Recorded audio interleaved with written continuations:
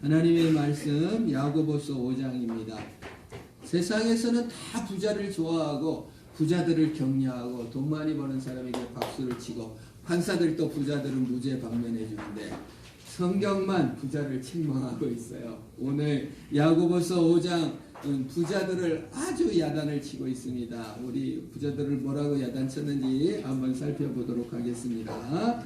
1절부터 6절까지 내용이죠. 들으라 부한 자들아, 너희에게 임할 고생으로 말미암아 울고 통곡하라. 너희 재물은 썩었고 너희 옷은 좀먹었으며 너희 금과 은은 녹이 슬었으니 이 녹이 너희에게 증거가 되며 불같이 너희 살을 먹으리라. 너희가 말세에 재물을 쌓았도다. 보라, 너희 밭에서 추수한 품꾼에게 주지 아니한 싹이 소리 지르며 그 추수한 자의 우는 소리가 만군의 주의 귀에 들렸느니라. 너희가 땅에서 사치하고 방종하여 살육의 날에 너희 마음을 살찌게 하였도다. 너희는 의인을 정죄하고 죽였으나 그는 너희에 대항하지 아니하였느니라. 아멘. 여러분, 부자로 산다는 거 참 좋은 일입니다. 나쁜 일은 아닙니다. 성경에서 돈을 나쁘다고는 얘기를 하지 않고 있습니다. 돈을 저축하고 돈을 소비하는 것처럼 즐거운 일은 없습니다. 돈을 쓰고는 뭔 좋은 거 세탁기나 냉장고 좋은 거 사고 우리 또 옷을 좋은 거 하나 사갖고 뭐라고 말합니까? 아이고 돈이 좋지, 이렇게 얘기를 하는 것입니다. 우리는 다 돈을 저축하고 소비하는 것을 최고의 가치로 아는 시대에 살고 있습니다. 돈을 저축하지 못하든지 벌지 못하든지 쓰지 못하면 비참한 자가 되는 거예요. 뉴스 보셨어요? 그 30대 아버지가 돈을 당뇨랑 무슨 혈압인가 병이 있어가지고 돈을 못 벌어갖고 12살 초등학생 먹을 것이 없어서 슈퍼마켓 가가지고 훔치다가 걸려가지고 막 앉아서 내가 죄인입니다. 내가 그냥 가장으로서 자식을 못 먹여서 훔치다니 막 이러면서 자신을 탓하는 것을 보았습니다. 사회가 많이 참 착한 사람들 많더라고요. 그 경찰은 안 잡아가고 식당 가서 밥 사주고 지나가던 사람들은 20만 원 갖다 주고 가고 거기 막 전화가 그 마트로 많이 와갖고 쌀 갖다 주세요, 사과 갖다 주세요 그래가지고 많이 착한 사람들이 많이 있다는 것을 느끼게 됩니다.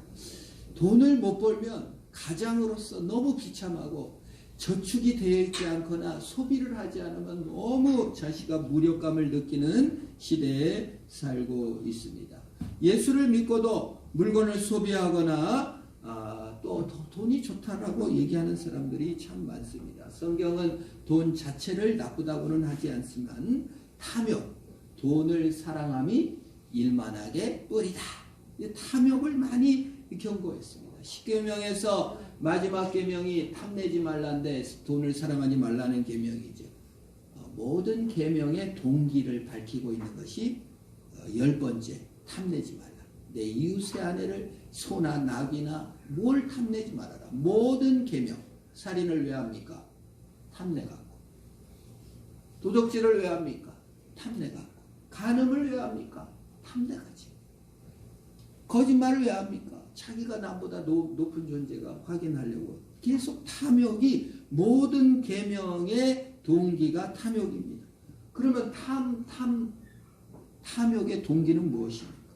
왜 여러분들은 더 많이 돈을 벌기를 원하고 더 이쁜 사람을 원하고 더 멋진 옷을 입고 싶고 더 좋은 화장품을 발라가지고 이렇게 뼈를 내고 싶고 좀 쌍꺼풀 수술이라도 해가지고 좀 더 이쁘고 보이고 싶어. 남보다 왜 더 멋진 미장원에 가서 더 돈 많이 내고 머리를 잘해보려고 합니까? 인정받고 싶은 것이 탐욕의 욕구입니다.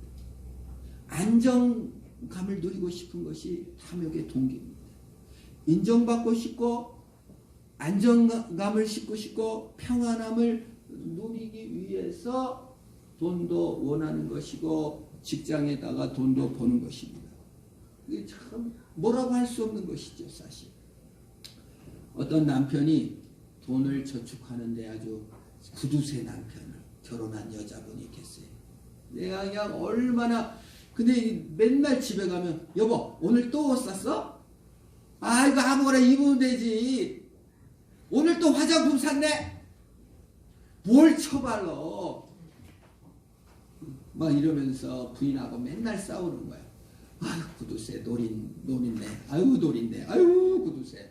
부인은 그러고 남편은 항상 부인이 마음에 안 들어. 사치하는 것 같고 뭘 꾸미고 그냥 입히는 것 같고 그래가지고 이제 그 교회를 나갔어도 맨날 싸우는 거예요. 둘이 교회를 다니면서도. 남편은 물 마음에 안 드는 것입니다.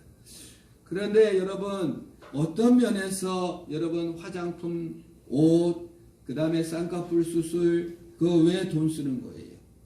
이뻐 보이려고. 남한테 인정받으려고 하는 거 아닙니까 사실? 부인은 상대방의 인정을 통하여 위로를 받으려고 하는 것입니다. 그럼 남편은 뭡니까?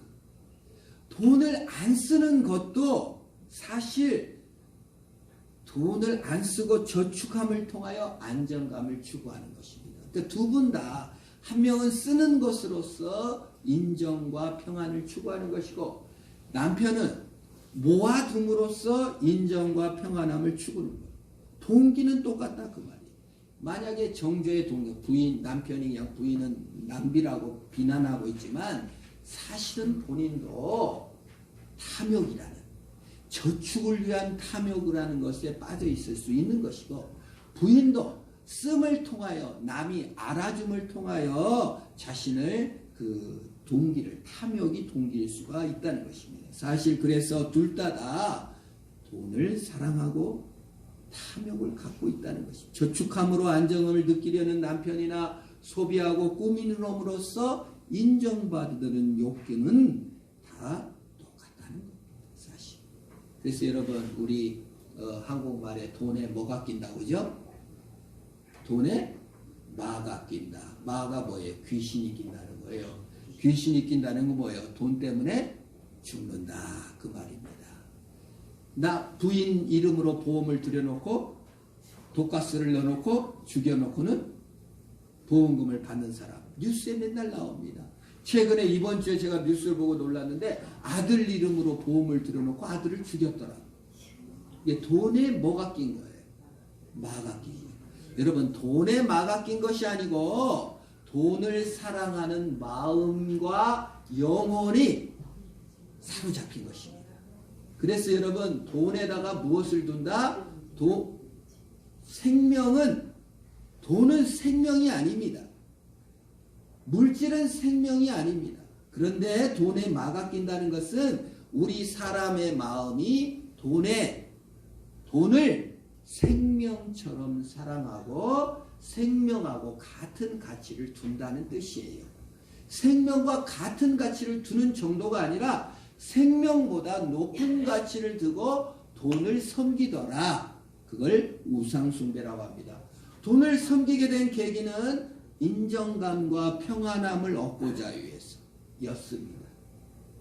쓰는 것, 저축하는 것은 안정감을 누리는 동기에서 시작한 건데 나중에는 돈을 섬기게 되고 돈의 지배를 받고 돈을 우상숭배하더라.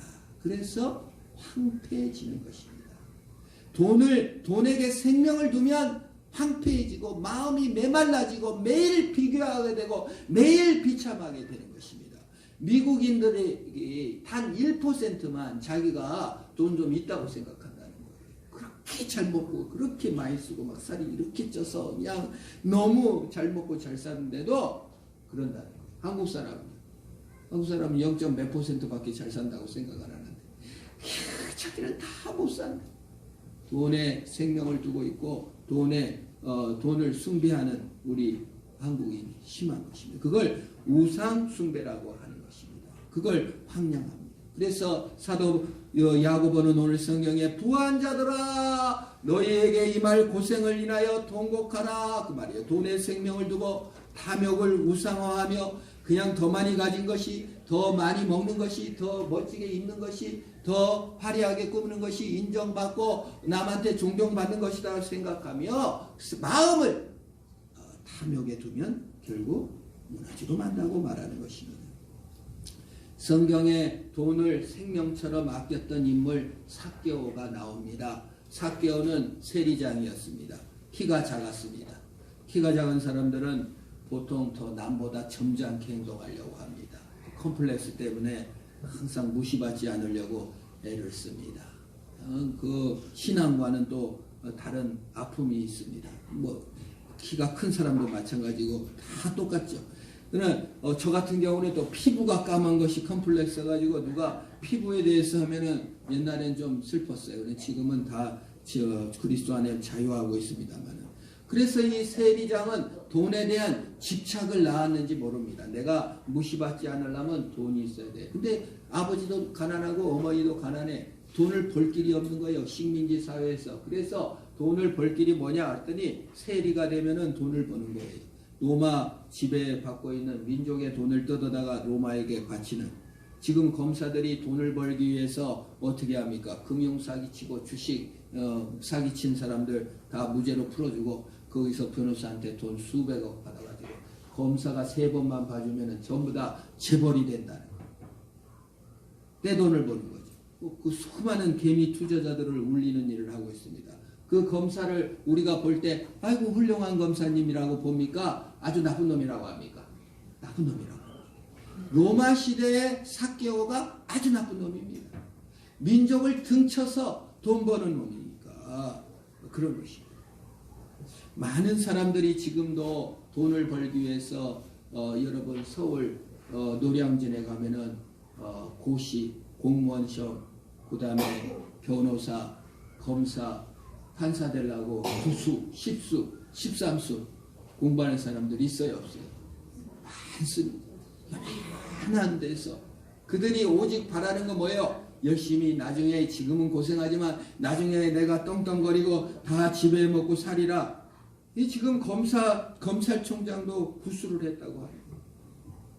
얼마나 한 자리 하려고 우리가 애를 씁니까? 자신의 콤플렉스를 감추기 위해 썼던 살인은 당시 사회에 돈 벌라고 돈 벌래 민족의 반역자라고 무시받는 세리장이 돼가지고 돈을 번 거예요. 그렇게 인정받고 싶고 그렇게 평안함을 추구했고 그렇게 안락함을 원했는데 이 삭개오 세리장은 마음이 황량한 것입니다. 여러분.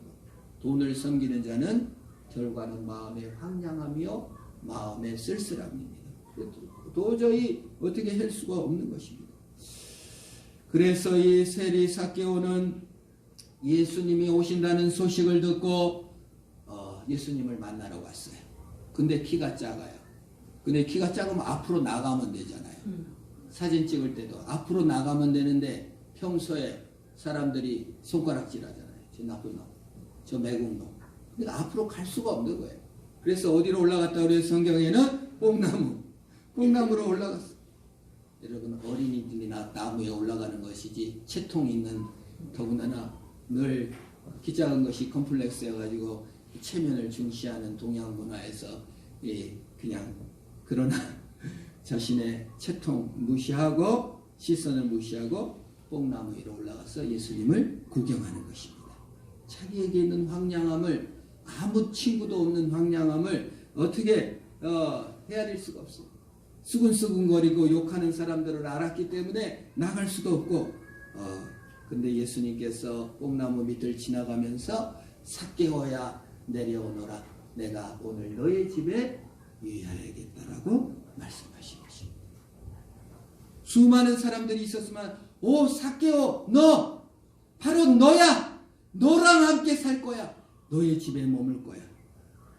탐욕과 매국노욕 참으로 민족의 반역자라고 불리는 삭개오 너 내가 너랑 함께 살겠다.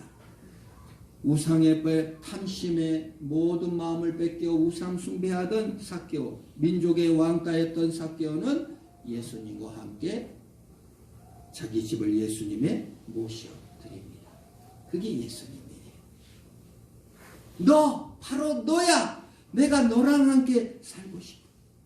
삭개오는 예수님을 모셔서 예수님이랑 밥을 먹다가 벌떡 일어나갖고 예수님 제가 제 재산 절반을 이웃에게 다 나눠주겠습니다.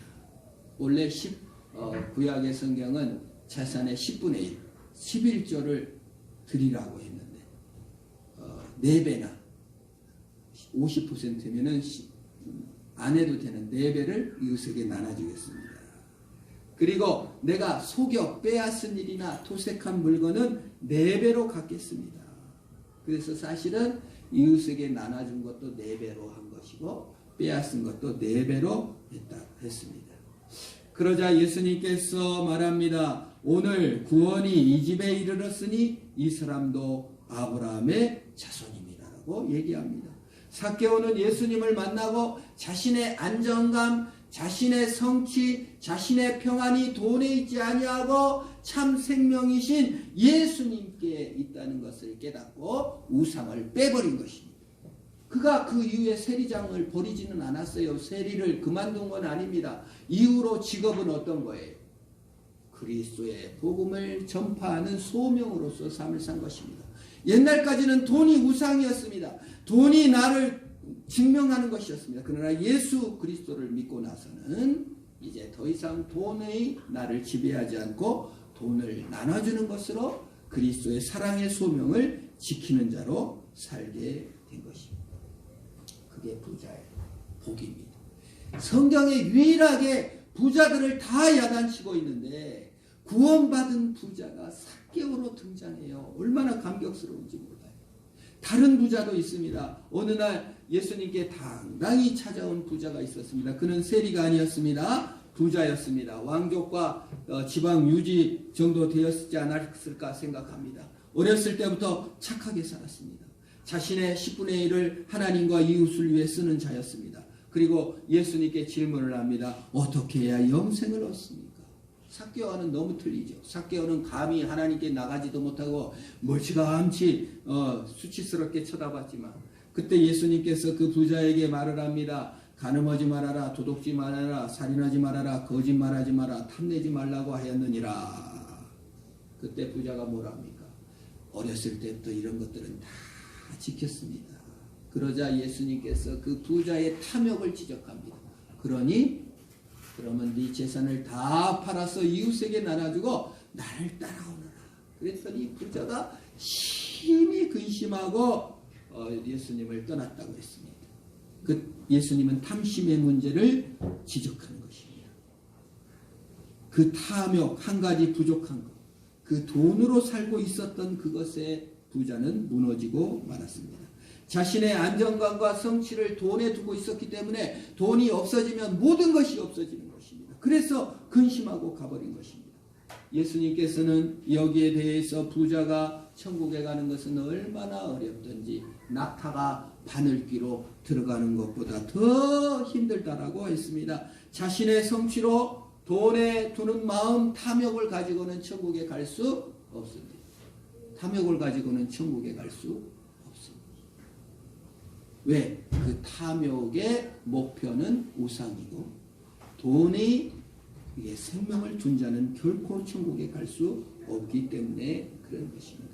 가난이나 콤플렉스나 연약함을 돈으로 메우려 하는 자는 천국에 갈 수 없습니다.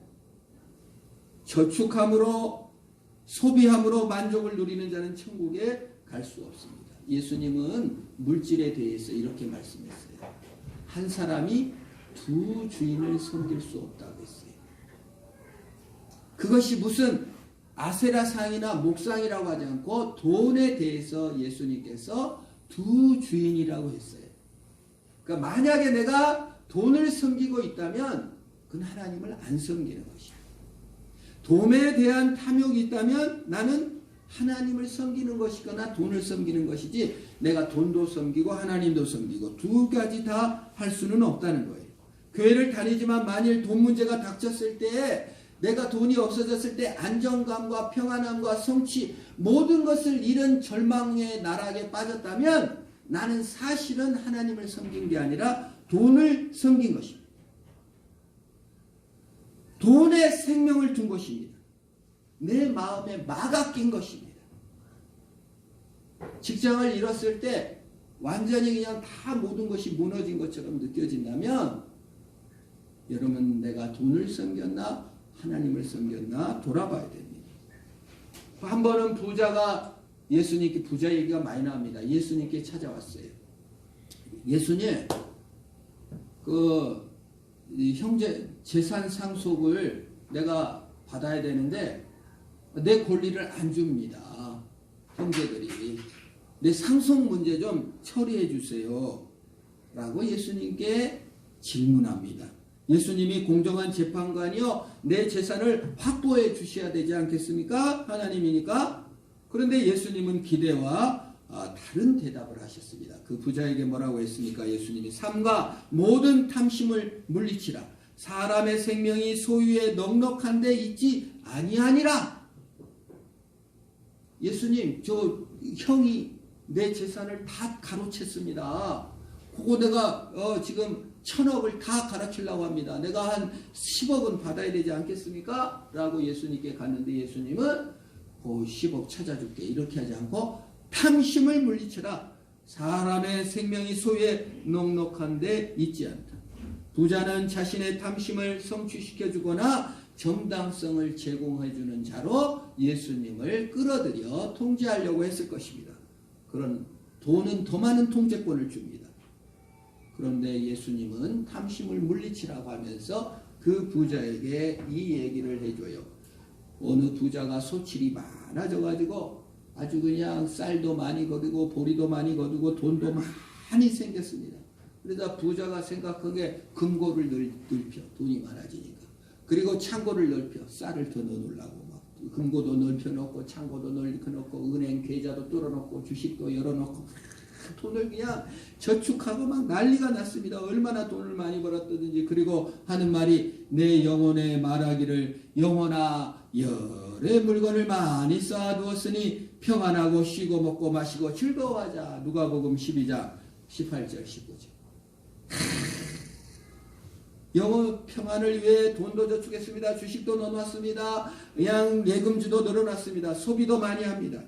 그런데 예수님이 이렇게 말해요. 어리석은 자여 오늘 밤에 내 영혼을 도로 찾으리니 그러면 너 예비한 것이 네 것이 되겠느냐. 여러분 주식 쌓아놓고 부동산 쌓아놓고 저축해놓고 막 늘려놓고 쌓아놓고 한 것으로 영혼에게 이르되 평안하고 안정감을 취하라 하는 자들, 돈으로 통제력을 삼고 우상으로 통제력을 삼고 안정감을 찾은 자들의 생명이 거기에 없다 그 말이에요. 오늘 밤 내 영혼을 찾으면 네 것이 되겠다.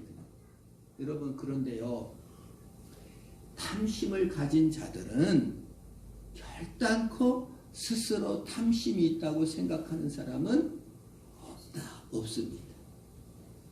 우리가 저 검사 탐심이 많아, 저 부자 탐심이 많아, 요거는 말은 하지만 내가 탐심 있다고 생각하는 사람은 거의 없습니다. 탐심의 죄가 제일 무서워요. 왜? 간음은 뭐예요? 간음하면서 간음을 한참 하다가 감사, 어메 내가 간음하고 있네 이렇게 깨닫는 사람은 없어요. 처음부터 간음할 때부터 뭐라고 해요? 내가 간음한지 알아요, 몰라요? 압니다. 도둑놈이 도둑질할 때 한참 도둑질 하다 말고 어메 잠깐 내가 이 도둑질 안 해, 이런 사람 있어요, 없어요? 없어. 처음부터 도둑질한지 압니다. 그런데요, 탐욕은 희한하게 한참 탐욕을 부리면서도 자기가 탐욕하는지를 안다 모른다. 정말 모릅니다. 자기가 탐욕에 있는지도 모르고 자기가 돈에 생명을 두었는지도 몰라. 그냥 그래서 사실 어떠한 면에서는 탐욕이 십계명 전체를 하는 동기가 되는데, 우리 인간은 스스로 탐욕에 빠져 있으면서도 더 통제력을 확보하려고 하면서도 자기의 생명을 우상에게 두고 있으면서도 그걸 잘 모르는 경우가 너무나 많습니다. 자신의 탐욕과 집착과 돈의 생명을 두고 있다는 것을 깨닫지 못하는 거예요. 그래서 야고보 사도는 2절에 너희 재물은 썩었다, 너희 옷은 조미 먹었다, 너희 금과 은은 녹슬었다. 이쁘게 옷 입고 화장하고 이쁘게 오이려는 욕구가, 너를 인정받고 싶어하는 그 욕구가 어디서 나온 거니?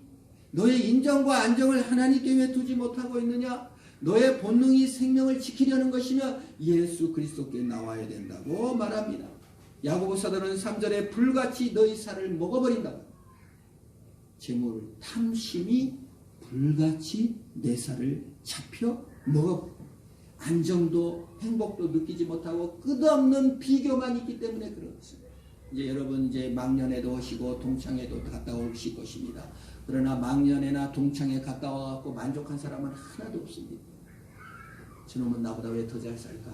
저놈이 이번에 백화점 가서 고급 옷을 사 입고 왔을까? 이런 비교만 있지 탐심만 열등감만 자극될 수도 모르는 것입니다. 마음이 황량한 것입니다. 너희 살을 먹는다고 하였던 것입니다. 문제는 탐심의 문제이지 재물을 쌓아두는 것은 문제가 아닙니다. 더 많이 가진 자, 더 없는 자로 지배하고 갑질만 하려 들기 때문에 탐심은 더욱더 문제가 되는 것입니다. 그래서 우월한 자로 알고 갑질을 하기 시작하는 것이에요. 돈의 무서움은 무엇입니까? 돈을 가지면 남보다 우월한 자로 인식한다는 것이 문제입니다. 그것이 우상숭배입니다. 내가 생명을 더 많이 가졌으니 생명의 가치가 돈에 많고 유무에 아무 상관이 없는데 돈이 더 있으니까 나는 더 우월해. 부자니까 더 우월한 자가 되어버리는 거예요. 최초의 살인자는 가인입니다. 자신이 더 우월한 자로 믿었기 때문에 살인을 저지르는 것이에요. 죄와 벌에서 남자 주인공 라이코프스키니크가 자기의 우월성을 주장하고 인간 쓰레기인 노파를 죽이러 갔다가 노파 조카마저 죽여 2명이나 죽여. 그 양심의 가치를 안 느껴. 왜? 나는 우월한 자니까. 나는 우월한 자니까 사자가 토끼 하나 잡아먹고 양심의 가치를 느끼나? 나는 우월한 포식자야. 이런 생각으로 죽이는 거예요. 우월하다는 거예요. 돈 많이 가진 자들이 그렇습니다. 남을 죽일 때 우월함으로 죽입니다. 여러분 미국의 유명한 카네기가 30살에 글을 썼어요. 야, 이 돈이 막 아낀다. 그런 식이에요. 제가 해석한 겁니다. 이 돈이 나를 결국 잡아먹히고 말 거야. 내가 5년만 더 돈 벌고 35세 때는 은퇴할 거야. 35세 때 카네기가 은퇴할게요? 안 할게요? 은퇴를 안 했습니다. 그리고 양심은 있어가지고 막 도서관도 지어지고 막 착한 일을 많이 하겠습니다. 카네기 공항도 있고 카네기 그냥 도서관 카네기 기념관 난리 났습니다. 그런데 그 카네기 회사 직원들이 뭐라고 하는지 알아요? 우리가 바라는 것은 도서관을 져주는 것이 아니라 임금을 올려달리기를 원할 뿐입니다. 그 카네기 그 철강왕이잖아요. 제철소에서 이런 사람이 뜨거워갖고 발에다 나부를 대고 일을 하다가 죽고 40대 50대 수많은 노동자들이 카네기 공장에서 죽었습니다. 열악한 근무환경, 과도한 노동 결과였습니다. 탐욕의 카네기도 벗어나지 못한 것입니다. 인류는 항상 돈만 가지면 우월하다고 생각하고 지식만 가지면 우월하다고 생각해서 끝없는 갑질을 한다고 얘기하는 것입니다. 사도 야고보가 지금 뭐라고 말합니까? 니들이 얼마나 재물을 쌓았고 싹이 소리를 지고 그 추수꾼 품꾼을 주지 않고 품삯을 주지 않고 얼마나 약한 자를 니들이 괴롭혀 왔느냐? 탐욕으로 계급화됐다. 여러분 위에서 밑에를 공격하는 갑질만 아니라 밑에서 열등감을 느끼는 것도 똑같은 탐욕인 줄 알아야 됩니다. 그 자리에 못 가서 더 못 먹어서 더 좋은 걸 못 입어갖고 더 많은 걸 갖지 못해서 그 난리를 치고 미워하고 싸우고 경쟁하고 원망하고 비교하는 것도 역시 탐욕인 것입니다. 그것도 새로운 생명을 돈에게 둔 모습인 것입니다. 그래서 예수님께서는 라오디아 교회에게 말씀하시기를 나는 부자라 부유하여 부족할 것이 없다 하나 내 공고한 것과 가련한 것과 눈먼 것과 벌거벗은 것을 알지 못하는도다. 그래서 회개하라 그랬어요. 돌이켜라. 너 왜 돈에다가 생명을 두고 있어? 너 왜 물질에다 생명을 두고 있어? 너 왜 다른 사람의 인정에 그렇게 목을 메고 있냐? 참 생명이신 예수님께 두라고 말하고 있는 것입니다. 예수님이 삭개오에게 나타나 그래 너다. 너희 집에 유해야겠다. 예수님께서 나에게 나타나 말씀하십니다. 그래 너다. 내가 네 집에 유해야겠다. 네가 과거에 뭘 집착했는지 과거에 뭘 신뢰하고 살았는지 그건 중요하지 않다. 나는 지금 네 집에서 살고 싶어. 너랑 같이 살고 싶어. 나 자체를 너한테 다 주고 싶어. 이렇게 우리에게 말씀을 주시는 것입니다. 그래서 십자가에 죽어서 너다. 내가 너를 사랑해. 예수님 만난 거 주세요. 돈 주세요. 인정받게 해주세요. 피아노 치게 해주세요. 1등하게 해주세요. 아니야, 너야. 나는 돈 아니고 너를 원해. 그리고 삭개오 집에 가신 것입니다. 예수님은 예수님의 마음에 돈을 두지 않고 일도 성공도 두지 않고 나를 두셨습니다. 그래서 우리가 모든 우리 마음에 누구를 둬야 돼요? 예수님을 마음에 둘 때 우리의 생명은 살아나게 됩니다. 우리의 인정과 안정이 주님께 있습니다. 돈의 소유의 유무나 소비에 남이 막 돈 펑펑 쓰고 다니는 것이 질투할 필요도 없는 것입니다. 많이 쓰세요. 나는 그런 거 별로 의미 두지 않습니다. 좋은 집 많이 사세요. 나는 거기에 의미 두지 않습니다. 주님이 나의 왕이십니다. 그리고 우리의 일터는 주님이 주신 사랑의 소명의 장으로 사용되는 것입니다. 과거는 돈 벌기 위한 지옥 같은 곳이에요. 이거 해봤자 뭐 얼마나 번다고. 그게 아니라 사랑의 실천의 장이요, 예수님께서 주신 소명의 길을 가는 것입니다. 왜? 내가 이 일로서 나를 증명하는 것이 아니라 주님이 나를 사랑해 주셔서 나를 여기에다 두심을 알기 때문인 것입니다. 이제 우리가 탐욕의 우상을 내버리고 주님의 사랑의 그 능력으로 말미암아 승리하는 저와 여러분 되기를 주의 이름으로 축원합니다. 기도하겠습니다. 하나님 아버지, 우리의 안정감과 우리의 평안과 성취를 어디에 두었는지 돌아봅니다. 주님,